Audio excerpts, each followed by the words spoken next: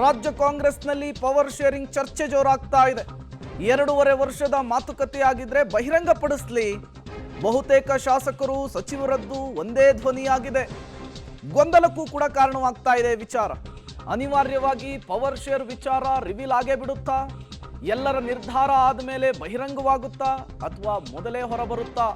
ಕುರ್ಚಿ ಕಿತ್ತಾಟದ ಗೊಂದಲಕ್ಕೆ ಹೈಕಮಾಂಡ್ ಇವತ್ತಿನ ಮೀಟಿಂಗ್ನಲ್ಲಿ ಮದ್ದರಿಯುವಂತಹ ಸಾಧ್ಯತೆ ಎಷ್ಟಿದೆ?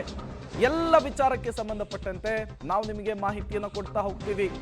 ಯಾವಾಗ 2023ರ ಚುನಾವಣೆಯಲ್ಲಿ 135 ಸ್ಥಾನವನ್ನು ಗೆದ್ದು ಪ್ರಚಂಡ ಗೆಲುವನ್ನು ಕಾಂಗ್ರೆಸ್ ಪಡೆಯುತ್ತೋ ಆಗಲೇನೆ ಮುಖ್ಯಮಂತ್ರಿ ಆಯ್ಕೆಯ ವಿಚಾರದಲ್ಲಿ ಕಗ್ಗಂಟಾಗಿತ್ತು.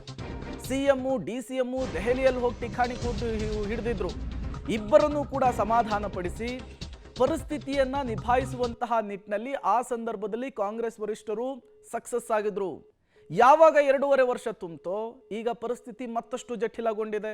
ಈಗ ಮತ್ತೊಮ್ಮೆ ಅಧಿಕಾರ ಹಸ್ತಾಂತರದ ವಿಚಾರಕ್ಕೆ, ನಾಯಕತ್ವ ಬದಲಾವಣೆಯ ವಿಚಾರಕ್ಕೆ ಕೂಗು ಜಾಸ್ತಿ ಆಗ್ತಾ ಇದೆ. ಡಿಸಿಎಂ ಡಿ.ಕೆ. ಶಿವಕುಮಾರ್ ಅವರಿಗೆ ಈ ಅವಧಿಯಲ್ಲಿಯೇ ಒಂದು ಚಾನ್ಸ್ ಕೊಡಿ ಅನ್ನುವಂತಹ ಮಾತುಗಳು ಕೂಡ ಜೋರಾಗ್ತಾ ಇದೆ. ಪರಿಸ್ಥಿತಿ ಕೈ ಮೀರುವ ಮೊದಲೇನೆ ಇದಕ್ಕೊಂದು ಮದ್ದರಿಬೇಕು ಅನ್ನುವಂತಹ ನಿಟ್ಟಿನಲ್ಲಿ ದೆಹಲಿಯಿಂದ ಮಲ್ಲಿಕಾರ್ಜುನ್ ಖರ್ಗೆ ಅವರು ರಾಜ್ಯಕ್ಕೆ ಬಂದಿದ್ರು.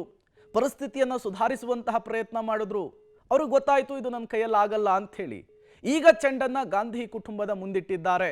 ಗಾಂಧಿ ಕುಟುಂಬದ ನಿರ್ಧಾರ ಮತ್ತು ನಿಲುವು ಏನಾಗಿರುತ್ತೆ ಅನ್ನೋದು ಬಹುತೇಕ ಇವತ್ತು ಸಂಜೆಯ ಒಳಗೆ ಒಂದು ಕ್ಲಾರಿಫಿಕೇಶನ್ ಸಿಗುವಂತಹ ಸಾಧ್ಯತೆ ಇದೆ.